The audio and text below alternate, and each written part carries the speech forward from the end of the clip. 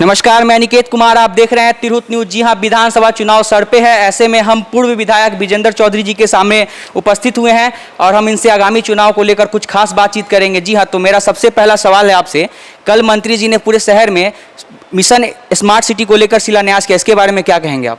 भाई, शिलान्यास और उद्घाटन करके जनता को कंफ्यूज करने का काम हो रहा है।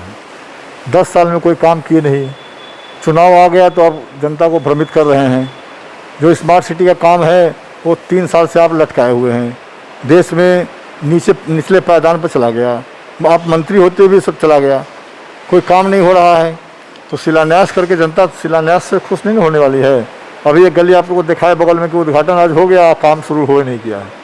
तो ये मंत्री जी को अपना चुनाव जीतने के लिए नुस्खा है। पिछले दफ़ा चुनाव लड़े थे, उसमें जनता को धोखा में रखे कि हम हवाई जहाज़ ला रहे हैं, एम्स ला रहे हैं, क्या कहते हैं कि विकास करेंगे, स्मार्ट सिटी लाएंगे।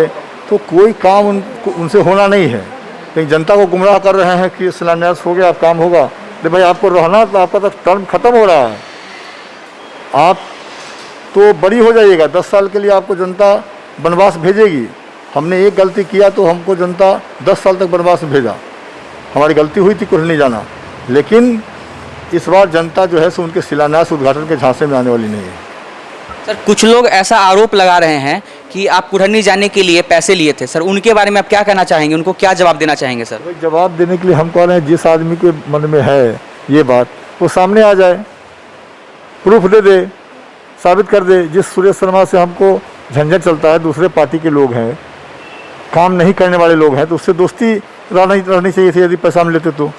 और हमारे बारे में मुजफ्फरपुर शहर में कोई माई का लाल नहीं है जो बोल देगा कि 5 रुपये हम किसी का ले लिए हैं। सर, यहाँ की जनता ये उम्मीद कर सकती है कि अगर आप फिर से जीत कर आते हैं तो जो एयरपोर्ट यहाँ से चला गया वो फिर से वापस मुजफ्फरपुर लौटेगा। अरे बस, जिस पद पर हम रहेंगे उस पद में जितनी ताकत होगी उस सारी ताकत का इस्तेमाल मुजफ्फरपुर शहर के लिए हम करेंगे। सर, जल जमाव की समस्या के लिए सर क्या कुछ करेंगे सर आप? भाई, नाला का 100 करोड़ का प्रोजेक्ट था पहले से, पता नहीं कहाँ चला गया। 100 करोड़ का पाइपलाइन का था, कहाँ पता नहीं मंत्री जी कहाँ भिजवा दिए हैं। कोई काम करने नहीं दे रहे हैं। 3 साल से स्मार्ट सिटी का काम पड़ा हुआ है, वो होने नहीं दे रहे हैं। चाहते हैं कि हमारा आदमी ठेकेदार बने, हमारा आदमी लूटपाट बचाए, इसी कारण से डिले हो रहा है। सर, मंत्री जी पहले मेयर पर आरोप लगाते थे, आजकल उन्हीं को साथ में बैठा कर घूम रहे, इसके बारे में क्या कहेंगे? भाई, मेयर को जेल भेजवाने का पूरा प्रयास उन्होंने किया, लेकिन उस पर मतलब उनको नहीं मिल पाया सफलता। तो अब अपना फ़ायदा के लिए अपना उसको बुलाते हैं। जब आप चार्जशीट कर दिए, उस पर विभाग की तरफ से आप मंत्री के हैसियत से रिकमेंड कर दिए कि ये दोषी है, तो आपको तो रहना ही नहीं चाहिए, बुलाना ही नहीं चाहिए। नगर निगम के कार्यक्रम में उद्घाटन में नहीं जाना चाहिए था, क्योंकि वो काम विधायक जी का नहीं है, मंत्री जी का नहीं है। वो काम वार्ड पार्षदों का है, जिसका उद्घाटन और शिलान्यास कर रहे हैं वो। सर, मुजफ्फरपुर की सड़कों की स्थिति बहुत ही ज़्यादा जर्जर हो चुकी है, इसके बारे में क्या कहेंगे आप? भाई, हमने सजाने का काम किया था। एक विधायक के रूप में जितनी ताकत थी, जितना पावर था, जितना बुद्धि था, वो सबका इस्तेमाल हमने किया था सजाने में। लेकिन बीच में गैप हो गया और मंत्री को तो मौका मिला 10 साल का, 3 साल मंत्री रहे। मंत्री को तो पूरा सजाने का यदि काम करते, बैठते, समीक्षा करते। कोरोना बीमारी में लोग मर रहा है, कोई चिंता उनको नहीं है। खाली झाड़ू हाथ में पकड़ करने जनता को समझाने से नहीं होगा। सरकारी सफाई कर्मी को हटाना चाहते हैं, 7वां वेतन नगर निगम के कर्मचारियों को नहीं देना चाहते हैं। हर जगह फेलियर है। ये सिर्फ एक सूत्री काम में लगे हुए हैं कि माल कैसे बनेगा। सर, इस बार जब चुनाव में आप मैदान में उतरेंगे तो सर आपका मेन मुद्दा क्या होगा? मेन मुद्दा कहने कि हमारे लिए जनता सर्वोपरि है। अभी चुनाव नहीं होना चाहिए। चुनाव जो है सो अभी करा करके जनता को असुरक्षित किया जा रहा है। चुनाव 6 महीना 1 साल बाद होता तो क्या दिक्कत था, लेकिन जब फैसला है तो करना पड़ेगा।